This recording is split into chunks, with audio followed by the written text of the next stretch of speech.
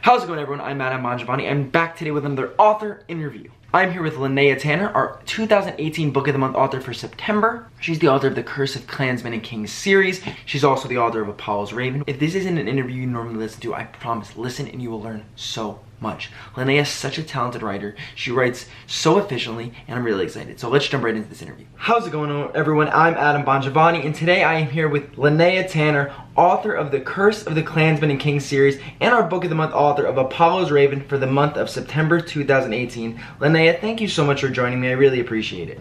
It's a pleasure to be with you. I'm just really excited to talk to you. I've been promoting your books for a while. Now, before we get into the show, I just want to make a quick announcement. We will be giving away five $5 gift cards to the first 5 people who comment that they're tuning in. So comment that you're here, you'll win a $5 gift card to Amazon. So Linnea, thank you so much for joining me once again. And like I said, I've worked on the OnlineBookClub.org Facebook, so I feel like, and I say this to every author, I feel like I know you because I've been promoting your books for the last like 4 months or so. So I feel like I know you way better than you know me. And I'm just happy that you're here. I'm excited to talk to you. So let's just start off with Apollo's Raven. Could you give us a little background on the book and then the full series as a whole? Okay, yes. I want to say that Apollo's Raven is a historical fantasy set in 24 AD Britannia. And what I try to do with the book is I'm weaving Celtic mythology into actual historical events. Wow. And the premise of the book is that a Celtic warrior princess is torn between her forbidden love for a Roman enemy and loyalty to her people. And they're both swept into political intrigue of Celtic kings fighting each other for power and the Romans who threatened to invade to settle their political differences. So this is going to be the first book in the Curse of Clansmen and Kings. And I'm envisioning a 5-part series spanning from 24 AD to 40 AD. And it basically will cover these star-crossed lovers who rise in power in their respective countries. Wow. So for the Apollo's Raven, how long did that take you to write? Because it seems like such a well thought out book and well thought out series.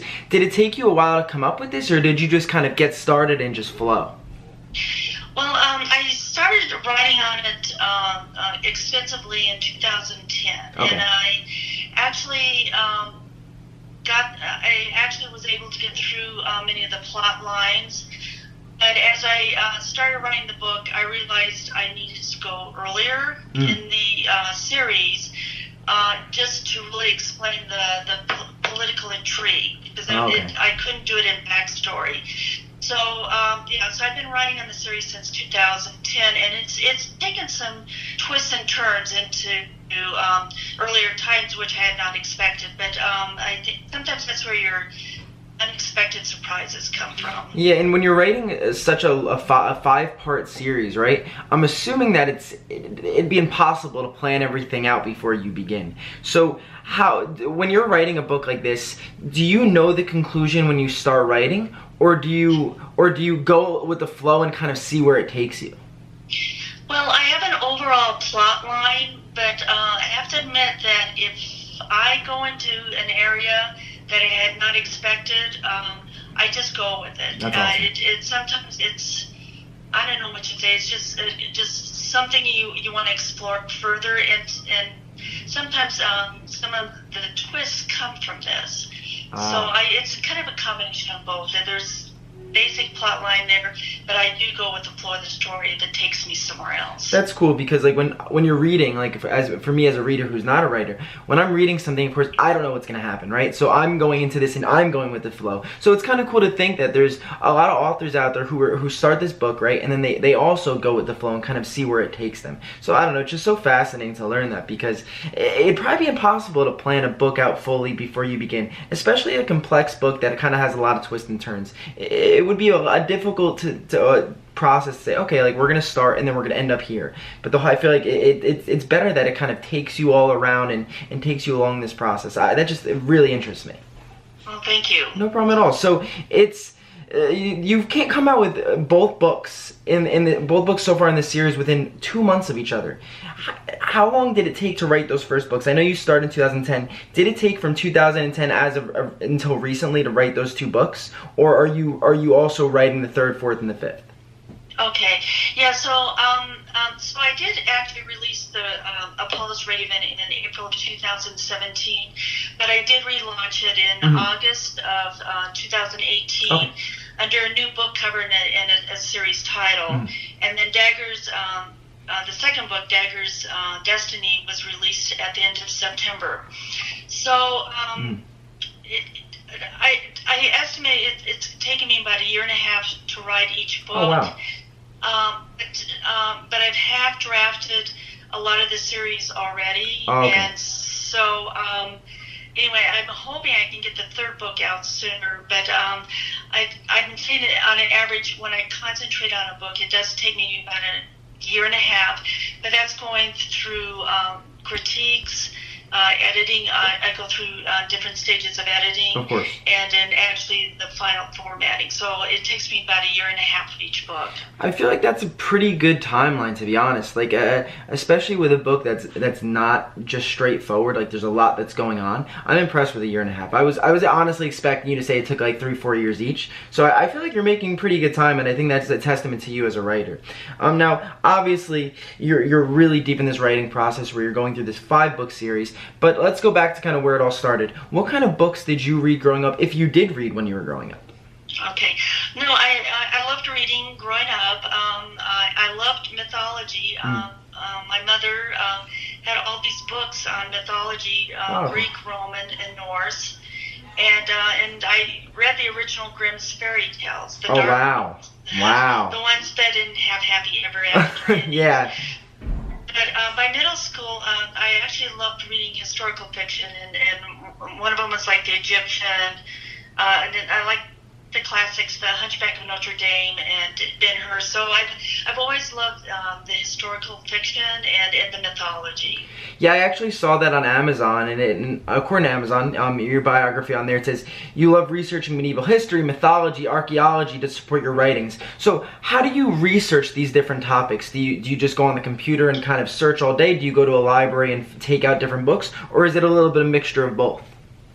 Yeah, it's a mixture of a lot of things. So I'm an avid reader of historical books, including accounts from actual Roman historians. And I'm also an avid reader of archaeology books, which are a little drier.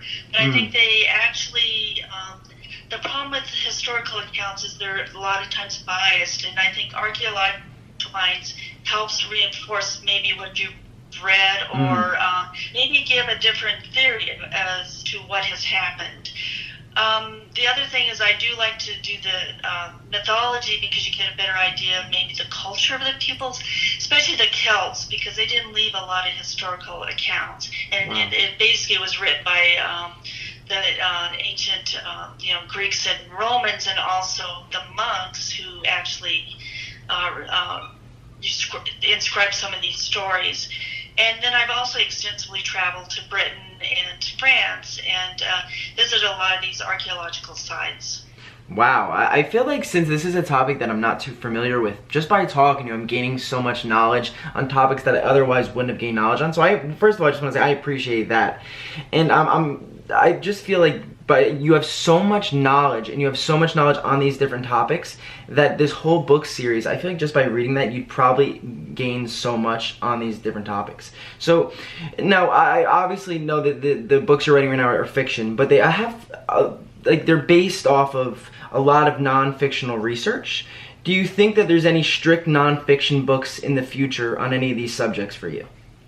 Well, I've thought about actually doing that. I've written a lot of blog posts. A lot of them are archived right now, but I would like to go more into the history of like Southeast Britain, because I think it really is in a different direction than what we've been traditionally taught. So I think there's been a strong Roman presence in Britain from when Julius Caesar first invaded Britain. He didn't conquer the country, but he had a great influence on it, and I think it really impacted the history of Britain. So I would like to do that, and actually, maybe even do more in the mythology. Oh, wow. Celtic mythology. That'd be cool. That just sounds so interesting. Now, for the 5-part series of the Curse of the Clansmen and King series, what do you have a timetable for that? I know you said you want to get the 3rd book out relatively soon, but do you have a timetable for the whole 5-part series, or is that something that you just kind of go with the flow with? Well, I try to set deadlines for myself. I work better under deadlines. I'm trying to set a goal where I'll release them about a year apart. It may take me a little longer, but I do have books 3 and 4 pretty much drafted. It's the 5th book. I have plot lines, so that's what my goal is. That's impressive, though. A year apart, like, I feel like it would take me a decade to write a book. So when you say like a year and a half, a year, like, I'm just extremely impressed with that. I know you said you started writing this series in 2010, but let's go back a little further. Were you, as a child and young adult, were you writing as well, like just kind of like little things, whether it be in school or in your leisure time, or did you start writing at a young age? Well, I've written stories, but I guess maybe I'm a late bloomer. But I've always had like stories in my head all the time. And even so, I did do a career in actually pharmaceuticals, and what I was in regulatory affairs, so I did a lot of technical writing. So I don't know how much of that helps or not. I think what it does is help me in my research. So I would say the stories have always been in my head, but I didn't really sit down and concentrate writing it till I was semi-retired in 2010. Oh, wow. Okay. So I feel like with any profession you're in, let's say in the present time, whatever you do in the past kind of helps build you up for whatever you're doing today. So at the moment, you might not have thought that whatever your previous career was going to help you with your writing, but I'm sure it has in a weird way, and I'm sure everything you've done in the past kind of has built you up to this moment of releasing this series and releasing all these books. So the final question I'm going to leave you with today, Linnea, is what was the most difficult thing for you in this whole writing process and as a writer when you're writing this series? I think part of it, and part of that is it's fulfilling too, but when you're writing a book, that sometimes you hit stumbling blocks where the plot doesn't quite work, and you really have to think out of the box on how you're going to make the plot work. So I didn't think I'd ever have any writer's block, but occasionally I do get writer's block when the plot's not quite working well, and I really have to work out of that where I think a lot of times what it's telling me is that I'm not going in the right direction and I need to rethink it. And so those are the times where I get frustrated, I guess. And I feel like that's a natural thing when you're writing so much and you're getting these books done in such a short period of time that you're going to face challenges, you're going to face writer's block. But I think it's so impressive what you've done and what you've created, and I really can't wait for the next few books, and I'm excited for them to come out. Linnea, where could everyone find you? Are you on social media? I know you have a website out there. Where could everyone find you? Okay. Well, I do have a website. It's at LinneaTanner.com. Perfect. You can follow me on Facebook. I'm active on Twitter. Oh, cool. I do, and that's my Twitter handles at Linnea Tanner, and I'm on other social media, which you can find on my website. Great, we'll definitely link that. Before you go, I want to read you some comments from the chat. So we're getting some specifically for you. People are saying some very kind things, so I want to share them with you. Zakia Divers actually said, Mrs. Tanner, I also have stories in my head too. You're an inspiration to me. And Chris Prewers said, love September's book of the month. Linnea is talented. So those are the two most recent comments we got. There's definitely more in there. So clearly, Linnea, you are loved. And I just want to thank you for coming on this show. And when you release books 3, 4, and 5, I hope to have you on again. Great, and I appreciate everybody's support at Online Book Club. It's been a wonderful experience, and it's been a wonderful experience to see a lot of the comments from readers. Well, there's plenty more where that came from, Linnea. So I'll talk to you soon. Thank you so much for joining me, and I really hope you have a good Wednesday. Okay, thank you very much. No problem. Bye bye. I've gained so much knowledge just based on that 15-minute interview. Probably more knowledge than I would get researching online. See, if you talk to someone, you ask questions, you learn so much, especially someone with so much knowledge as Linnea. I feel like you learn so much by talking to someone sometimes because you just ask questions, and just by speaking to them, I feel like you're really just intaking a lot of what they have to offer. So Linnea is such a talented writer. She's already come out books 1 and 2 of Curse of Clansmen and King series. Now, books 3, 4, and 5 will be coming soon. Follow her on social media, check her website out, and guys, read Apollo's Raven. I promise you won't regret it. If you enjoyed that video and the interview, please give it a thumbs up, and I'll see you all next Thursday.